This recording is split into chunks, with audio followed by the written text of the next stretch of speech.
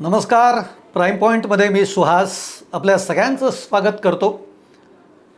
मी तुम्हाला 3 ते 4 गोष्टी मुद्दे हे सुरुवातीला सांगतो. ते मुद्दे तुम्ही लक्षात ठेवायचे आहेत.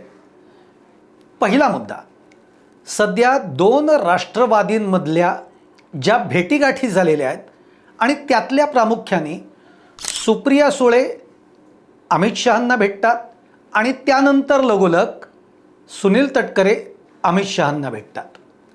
दुसरी भेट जयंत पाटील मुख्यमंत्र्यांना भेटतात. त्याच वेळेला सुनील तटकरे हे तिथे उपस्थित असतात आणि त्यानंतर ते मुख्यमंत्र्यांना भेटतात. दुसरा मुद्दा, सच्चिदानंद सिंह जे अजित पवार गटातले राष्ट्रवादीतले एक नेते आहेत, त्यांनी आपल्याच पक्षाच्या प्रमुखांना म्हणजे सुनेत्रा पवारांना एक नोटीस धाडली की तुम्ही जे काही पक्षाच्या प्रमुख झालेले आहात ती सगळी घटना आहे, जो काही घटनाक्रम आहे तो वैध नाही आहे, तो अवैध आहे. त्यामुळे तुमची पक्षप्रमुख म्हणून जी काही निवड आहे, अध्यक्ष म्हणून निवड आहे, ती अवैध ठरते. या बाबतीमध्ये तुम्ही आम्हाला उत्तर द्यावं. याच्या मागे कोण आहे याची जी चर्चा झाली आहे ती सुनील तटकरे आणि प्रफुल्ल पटेल. हा मुद्दा 2.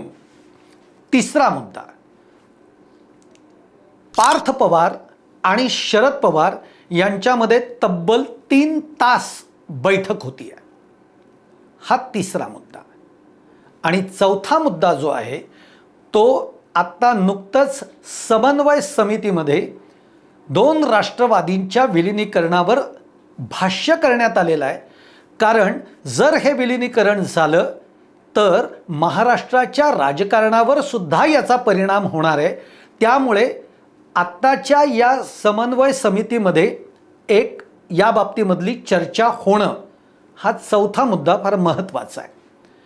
आता या 4 मुद्द्यांना घेऊन म्हणजे हे 4 डॉट्स आहेत, याचं आपण एक्सप्लेनेशन सगळं देऊच किंवा याच्यात विस्तृत विश्लेषण आपण करूच. पण या 4 डॉट जोडल्यानंतर एक गोष्ट आता समोर येते आहे, जी मी आत्ता गेले 2 ते 3 दिवस राष्ट्रवादीतल्या काही मंडळींशी बोलत होतो. त्यांच्याकडनं, मी नाव नाही सांगू शकत, त्यांच्याकडनं जे काही आपल्याला फीडबॅक येतो आहे त्याच्यानुसार दिवाळीच्या पूर्वी दोन्ही राष्ट्रवादींचं विलिनीकरण होणार आहे, हा त्याचा दाखला आहे किंवा हे त्याचं या सगळ्या डॉट्सचं उत्तर आहे. कळलं? म्हणजे दिवाळीपूर्वी 2 राष्ट्रवादींचं विलिनीकरण. आता हे विलिनीकरण कसं होणार, काय होणार? विलिनीकरण झालं तर मग शरद पवार सत्तेमध्ये जाणार का, म्हणजे त्यांचा गट, आणि ते मान्यता देणार का शरद पवार, वगैरे वगैरे सगळे प्रश्न तुमच्याही मनामध्ये आहेत.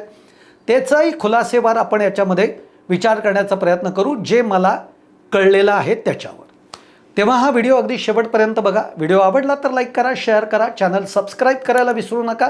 तुमच्या कमेंट या कमेंट बॉक्समध्ये नक्की टाका, कारण त्या मला खूप आवडतात आणि तुमच्या कमेंट्समधनं सुद्धा मला वेगवेगळे विषय मिळत असतात. मित्र हो, फार आपण मागे जाऊयात नको, पण तरी संदर्भ द्यायचा म्हणून अजित पवारांच्यापासून 2 राष्ट्रवादींच्या विलिनीकरणाची चर्चा झाली, ज्याच्यामध्ये खो घातला गेला अजित पवारांच्या निधनानंतर, तो म्हणजे सुनील तटकरे आणि प्रफुल्ल पटेल यांच्याकडनं. ते दोघंही म्हणाले अशी काही चर्चा झालेली नाही, विलिनीकरणाचा विषयच नव्हता, आम्हाला कोणीही, अजित पवारांनी कधीही सांगितलं नाही, त्यामुळे अशी चर्चा झाली नव्हती, हे ते आधी बोलले होते. नंतर त्यांनी ते स्टेटमेंट सुनील तटकरेंनी बदललेलं आहे. तो इतिहास सगळ्या आपल्याला माहिती आहे.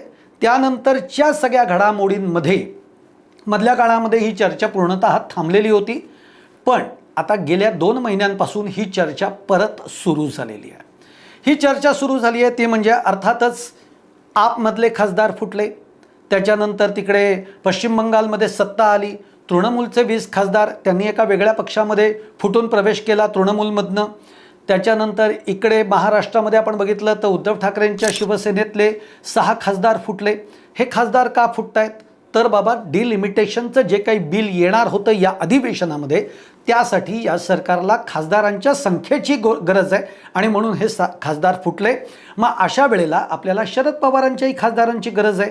त्यामुळे शरद पवारांचे खासदार असतील, आमदार असतील किंवा शरद पवारांचा गटच, या गटातले बरेचसे लोक हे आपण सत्तेबरोबर जाऊयात असं म्हणणाऱ्यांपैकी एक गट, अर्धा गट तरी यातला सत्तेबरोबर जाऊया म्हणणाऱ्यांमध्ये आहे.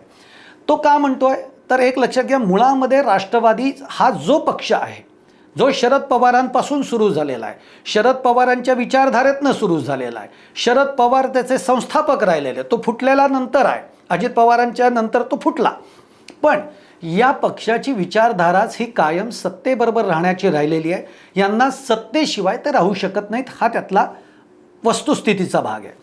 त्यामुळे शरद पवारांच्या गटातले देखील अनेक मंडळी जे आहेत ते आपण सत्तेबरोबर जाऊ, आपण किती वर्ष सत्तेपासून दूर राहणार, कारण सत्तेपासून दूर राहण्याचे जे तोटे आहेत ते आत्तापर्यंत भोगत आलेले आहेत आणि आता आपल्याला सत्ता उपभोगायला पाहिजे, आपल्याला हे भोग भोगायचे नाही आहेत. आणि त्यामुळे काही लोक मंडळी अशी आहेत निम्म्याच्या वर की जे आपण सत्तेबरोबर जाऊ असं म्हणतात.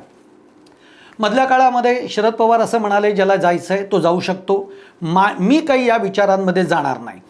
मधल्या काळात सुप्रिया सुळेताई पण म्हणालेल्या होत्या की बाबा रे, सत्तेबरोबर जाण्याचा प्रश्नच नाही, भाजपबरोबर जाण्याचा प्रश्नच नाही. त्या आजही ठामपणाने असं म्हणतात की असा काही विचार आमच्यामध्ये नाही. डिलिमिटेशनला आम्ही नक्की समर्थन करू. कधी 50% जर का ते ॲग्री करत असतील, तसं लेख लिहून देत असतील तर डिलिमिटेशनच्या बिलला आमचा नक्कीच पाठिंबा राहील, हे सुप्रिया सुळेंनी जाहीरपणे सांगितलेलं आहे. आता ह्या सगळ्या घडामोडी काय आहेत तर या घडामोडी साध्या आहेत, एक लक्षात घ्या. याच्यामध्ये 2 ते 3 प्रमुख मुद्दे आहेत. एक मुद्दा आहे तो म्हणजे सुनील तटकरे आणि प्रफुल्ल पटेल हे आधी असं म्हणत होते की विलिनीकरणाची चर्चा झालीच नाही. अजित पवारांनी असं कोणतंही वक्तव्य आमच्याकडे केलेलं नाही, अशी आम्हाला काही माहिती दिलेली नाही आणि अशी काही चर्चा झाली आहे असं अजिबात नाही. पण ते सुनील तटकरे नंतर असं बोलायला लागले, जेव्हा त्यांच्यावर ही सगळी बाजी पलटायला लागली तेव्हा ते म्हणायला लागले की नाही, ही चर्चा झालेली आहे. हे ते कधी बोलायला लागले तर जेव्हा सुनेत्रा पवारांकडनं एक पत्र निवडणूक आयोगाला गेलं आणि त्याच्यातनं सुनील तटकरे दुखावले गेले, प्रफुल्ल पटेल दुखावले गेले. त्यानंतर ते शरद पवारांच्या मुंबईतल्या निवासस्थानी येऊन भेटले आणि त्यानंतर मग ते बोलायला लागले की होय, अशा पद्धतीच्या चर्चा या झालेल्या आहेत, हे मलाही माहिती आहे. आता सुनील तटकरे आणि शरद पवारांमध्ये भेटीगाठी झाल्या. शरद पवारांनी नंतर दुसऱ्या दिवशी सुनील तटकरे, प्रफुल्ल पटेल यांचं कौतुक केलं, मग त्यांचं किती महत्त्व आहे पक्षामध्ये त्यावेळेला होतं, आम्ही कसं ते टिकवून ठेवलेलं होतं वगैरे वगैरे सुप्रिया सुळेसुद्धा म्हणालेले आहेत. त्यामुळे त्या काळात असं वाटलं की सुनेत्रा पवारांना डावलून सुनील तटकरे, प्रफुल्ल पटेल काही वेगळा डाव खेळतायत का, ते शरद पवारांना भेटून काही वेगळं करतायत का, म्हणजे सुनेत्रा पवारांना बाजूला ठेवायचं, सुनेत्रा पवार, पार्थ पवार, जय पवार यांना बाजूला ठेवायचं आणि 2 राष्ट्रवादींचं मिलन करायचं, अशा पद्धतीच्या काही हालचाली चालू आहेत, अशी एक चर्चा मधल्या काळामध्ये रंगली. पण ती तेवढ्याच म्हणजे 2-4 दिवसाच्या कालावधीसाठी ती रंगली, नंतर ती विरून गेली. मुद्दा 2 गोष्टींकडे तुम्ही लक्ष द्या. एक, सच्चिदानंद सिंह जे राष्ट्रवादीचेच नेते आहेत, अजित पवार गटाचेच नेते आहेत, त्यांनी आपल्याच पक्षाच्या अध्यक्षांना एक नोटीस पाठवली की तुमचं अध्यक्षपद निवडीचा जो काही भाग आहे तो सगळा अवैध आहे आणि ते आपल्या राष्ट्रवादीच्या घटनेमध्ये ते बसणार नाही. त्यामुळे या बाबतीमध्ये तुम्ही आम्हाला उत्तर द्यावं. आम्हाला अध्यक्षा म्हणून तुम्ही आवडाल, चालाल, म्हणजे तुमचं अध्यक्ष असणं आम्हाला मान्य आहे, परंतु ही निवड ही अवैध रीतीने झालेली आहे, त्यामुळे याच्यावर पुनर्विचार करावा लागेल, अशा पद्धतीची ती नोटीस होती. ती त्यांनी निवडणूक आयोगाकडे सुद्धा पाठवली. हे सगळं का घडलं तर सुनेत्रा पवारांकडनं जे सुनील तटकरे आणि प्रफुल्ल पटेल यांची जी कार्यकारिणीची एक सगळी लिस्ट निवडणूक आयोगाकडे गेली, त्याच्या पुढे या 2 मंडळींच्या पुढे त्यांचं पदच नव्हतं. म्हणजे ते राष्ट्रीय सचिव आहेत किंवा ते कार्यकारी अध्यक्ष आहेत या पक्षाचे, असं कोणतंही पद लिहिण्यात आलं नव्हतं. त्यामुळे हे दोघं दुखावले आणि या दुखावण्यामधनं त्यांनी सच्चिदानंद सिंहच्या माध्यमातून एक नोटीस अशा पद्धतीने पाठवली. कारण हे सगळं हा अध्यक्षपदाचा घाट कोणी घातला होता तर तो या 2 मंडळींनीच घातलेला होता. पण आता मग सुनेत्रा पवारांवर, पार्थ पवारांवर एक दबाव निर्माण करण्यासाठी ती नोटीस धाडण्यात आली. कारण पक्षामध्ये जसं सुनेत्रा पवार निर्णय घेतात पण त्याचप्रमाणे पार्थ पवारांनी आपल्या हातामध्ये सगळी सूत्र घेतली आहेत, जी की सुनील तटकरे आणि प्रफुल्ल पटेलांना मान्य नाही. आता जेव्हा हे पत्र येतं तेव्हा राष्ट्रवादीमध्ये एक अत्यंत गांभीर्याने चर्चा झाली की जेव्हा अशा पद्धतीचं पत्र हे अध्यक्षांच्या निवडी बाबतीतच कोणीतरी पाठवतंय, एवढं धाडस जेव्हा दाखवलं जात आहे तेव्हा हा पक्ष उद्या हायजॅकसुद्धा केला जाऊ शकतो. आणि ते मधल्या काळामध्ये तो प्रयत्न सुरू होता. म्हणजे नाव म्हणून किंवा चेहरा म्हणून सुनेत्राताईंना अध्यक्ष म्हणून बसवायचं, ठेवायचं, पण सगळी सूत्र जी आहेत, निर्णय जे आहेत, हे सगळे आपल्या हातात ठेवायचे, असा काही मानस हा प्रफुल्ल पटेल आणि सुनील तटकरे मंडळींचा होता, याची एक चर्चा रंगलेली होती. त्यामुळे राष्ट्रवादीमध्ये या पत्रानंतर, या नोटिसीनंतर एक गांभीर्याने चर्चा झाली. आणि त्या चर्चेनंतर तुम्हाला जर आठवत असेल तर सुप्रिया सुळे अमित शहांना भेटल्या आहेत. आता तुम्ही म्हणाल याचा थेट काय संबंध आहे, तो कसा आहे ते मी तुम्हाला सांगतो. सुप्रिया सुळे अमित शहांना भेटल्या. ते विलिनीकरण म्हणजे NDAच्या पाठिंब्याबाबतीत किंवा NDAमध्ये येण्याच्या बाबतीत अशा पद्धतीने एक सपोर्टिव्ह काही होऊ शकतं का, याची काय प्राथमिक ज्या गोष्टी असतात त्या चर्चा करण्यासाठी त्या तिथे गेलेल्या होत्या, जरी त्यांनी त्याची कारणं वेगळी सांगितलेली असली. या चर्चा जयंत पाटलांनी मुख्यमंत्र्यांच्या बरोबर चर्चा केली आहे अशाच सगळ्या प्रकरणांवर. आणि सगळ्यात महत्त्वाची चर्चा झाली ती पार्थ पवार आणि शरद पवारांमध्ये. म्हणून आत्ता भुजबळांनी नुकतंच या भेटीवर जे काही स्टेटमेंट दिलं आहे ते सुद्धा तुम्ही लक्षात घ्या. पार्थ पवार आणि शरद पवारांमध्ये ही चर्चा काय झाली आहे तर जे नोटीस सुनेत्रा पवारांना देण्यात आलेली आहे त्या नोटिसीकडे अत्यंत गांभीर्याने पूर्ण दोन्ही राष्ट्रवादी बघतायत. एक लक्षात घ्या, उद्या राष्ट्रवादी हायजॅक करण्याचा कोणी प्रयत्न केला तर ते खूप अडचणीचं ठरू. आत्ता सुनेत्रा पवार याच अध्यक्ष आहेत, म्हणजे त्या पवार कुटुंबातल्याच आहेत, म्हणजे राष्ट्रवादी ही पवार कुटुंबातच आहे. ठीक आहे, शरद पवारांच्या हातातनं अजित पवारांनी घेतली, परंतु ती कुटुंबातलीच व्यक्ती होती. आजही सुनेत्रा पवार या कुटुंबातल्याच व्यक्ती आहेत, पार्थ पवार कुटुंबातलेच आहेत. इथपर्यंत संघर्ष चालू शकतो.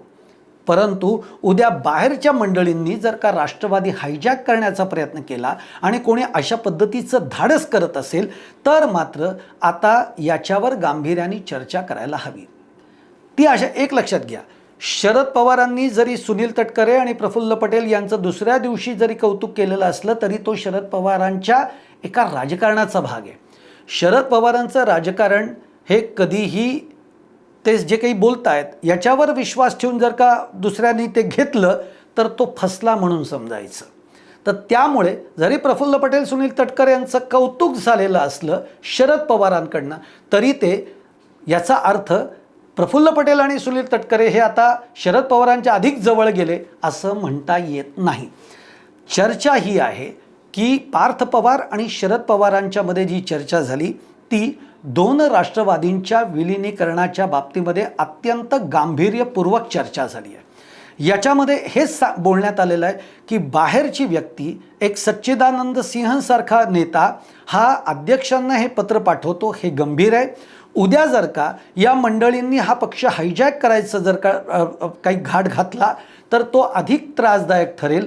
यापेक्षा आपण विलिनीकरणाच्या दृष्टीनं जर का काही पुढची पावलं टाकली मग त्याच्यामधली काही हर्डल्स आहेत, मग सुनेत्रा पवारांचं स्थान काय असेल, सुप्रिया सुळेंचं स्थान काय असेल, मग शरद पवार हेच सर्वेसर्वा राहणार का.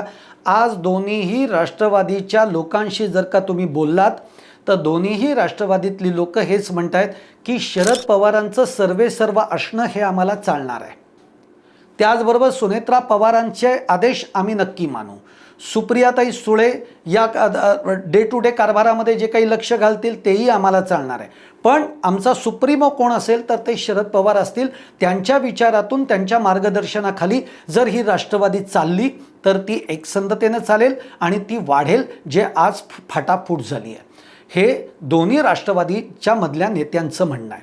त्यामुळे यावर जी गांभीर्याने चर्चा झाली आणि शरद पवार सुद्धा या सगळ्या गोष्टींकडे अत्यंत बारकाईनं लक्ष ठेवून आहेत. आणि म्हणूनच अमित शहा किंवा पंतप्रधान नरेंद्र मोदींना जेव्हा शरद पवार भेटले तेव्हा ही देखील एक चर्चा आहे की शरद पवार असं म्हणाले की आमच्या राष्ट्रवादीचं चिन्ह, पक्ष आणि जे काही आहे, जे आज कोर्टामध्ये हे चालू आहे ते पुन्हा माझ्याकडे यावं, आम्ही NDAला पूर्ण पाठिंबा देऊ.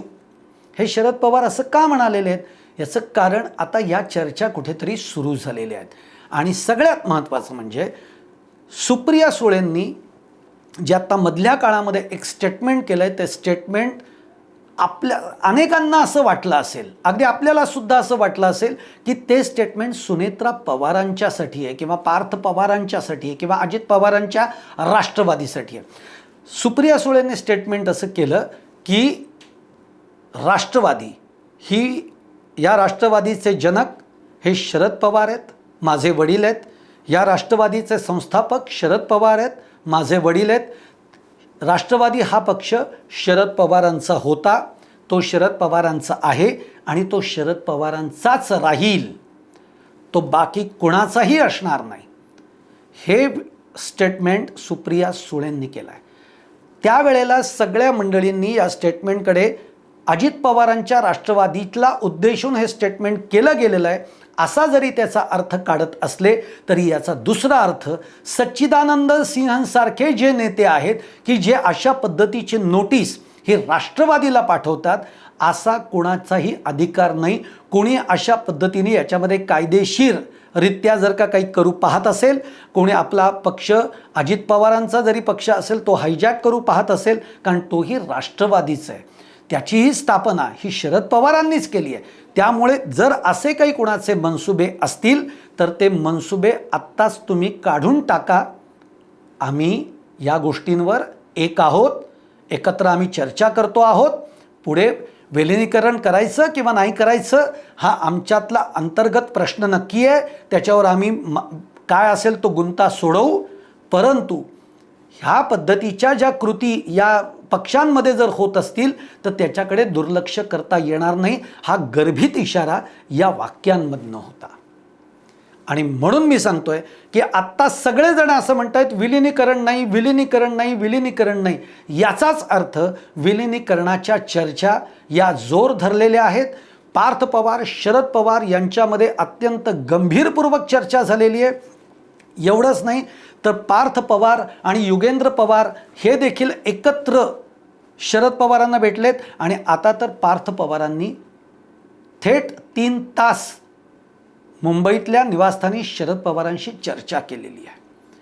3 तास चर्चा ही केवळ आजोबा आणि नातू अशी चर्चा होत नाही, जी भुजबळांनी आत्ता एक स्टेटमेंट केलं. भुजबळ म्हणले अशा काही चर्चा होत आहेत हे मला माहीत नाही, त्यांची भेट झाली हे काही मला सांगितलं नाही, त्या भेटीमध्ये काय घडलं आहे आम्हाला काही माहिती नाही आहे.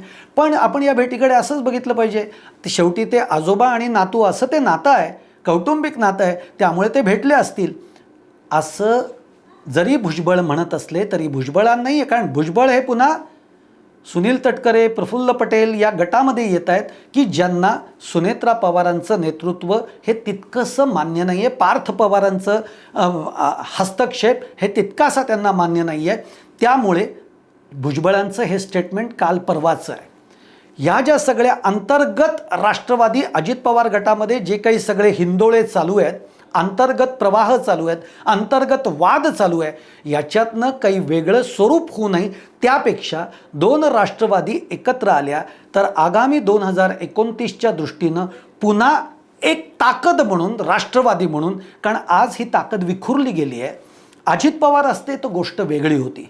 अजित पवारांच्याकडे ती ताकद होती, पश्चिम महाराष्ट्रामधला जो राष्ट्रवादीचा दबदबा होता तो टिकवून ठेवण्याची क्षमता होती, जो मराठा मतदार जो होता, मराठा समाजाचा जो सगळा एक ताकद राष्ट्रवादीच्या मागे होती, ती टिकवण्याचा वकूब हा अजित पवारांकडे होता. पण आता अजित पवारच नाही आहेत.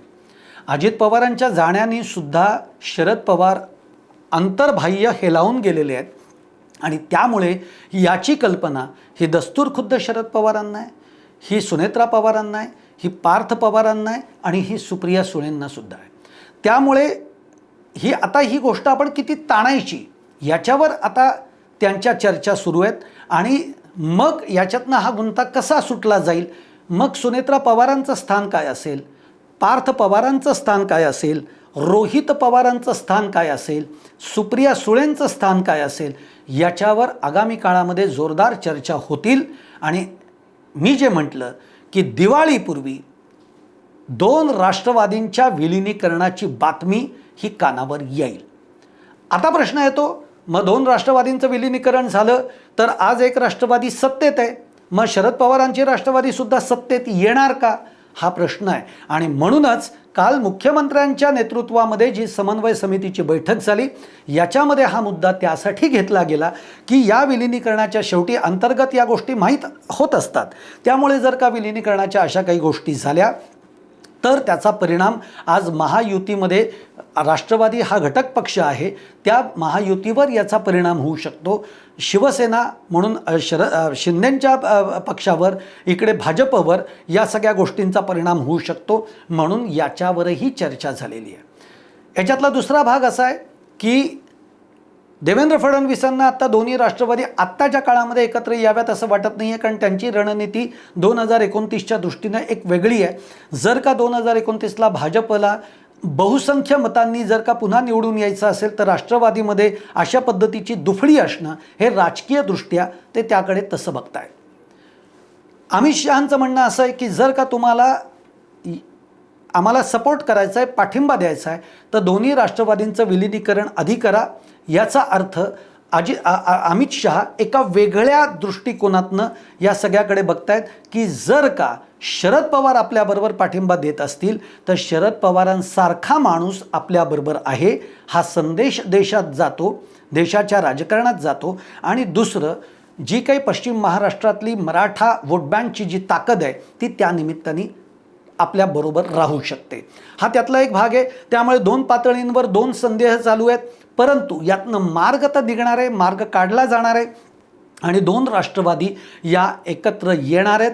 त्या दिवाळीपूर्वी एकत्र येतील. त्या पाठिंबा आता सत्तेला देतील का? तर होय, हेही मी तुम्हाला सांगतो, सत्तेला ते पाठिंबा देतील. ते कसं? तर डिलिमिटेशनला, महिला आरक्षणाला, वन नेशन वन इलेक्शनला, ही जी काही त्यांची बिलं आहेत ही पास करण्यासाठी शरद पवार हे या सत्तेला पाठिंबा देतील. पण त्याच्यानंतर जशा निवडणुका जवळ येतील तसे हे सगळेजण पुन्हा एकमेकांपासून लांब गेलेले आपल्याला बघायला मिळतील. म्हणून माझ्या व्हिडिओमधनं मी हे सातत्याने सांगितलं आहे की 2029च्या निवडणुका या महाराष्ट्रामध्ये तरी सगळे पक्ष, म्हणजे आज महायुतीतले तिन्ही पक्ष, काँग्रेस, शिवसेना, ठाकरे गट आणि आता तर राष्ट्रवादी विलिनीकरणाची चर्चा होईल. त्यामुळे राष्ट्रवादी हे सगळे पक्ष एकमेकांच्या विरोधामध्ये निवडणुका लढवतील, आपली ताकद आजमावतील आणि मग त्याच्यानंतर कोणती कॉम्बिनेशन्स, परमिटेशन्स करायची हे नंतर पुढचं पुढे आहे. तोपर्यंत काय आहे, तोपर्यंत याचा विचार करण्याची गरज नसते. त्यामुळे आत्ता एकत्र या, सत्तेला पाठिंबा द्या, सत्तेच्या काही गोष्टीच्या आनंद उपभोगा आणि पुढचं जे काही आहे ते पुढे आपण पुन्हा आपल्या विचारांवर आपली लढाई लढणारच आहोत. तुम्हाला माझा हा व्हिडिओ आवडला असेल तर नक्की लाईक करा, शेअर करा, चॅनल सबस्क्राईब करायला विसरू नका आणि तुमच्या देखील कमेंट या कमेंट बॉक्समध्ये जरूर टाका. धन्यवाद.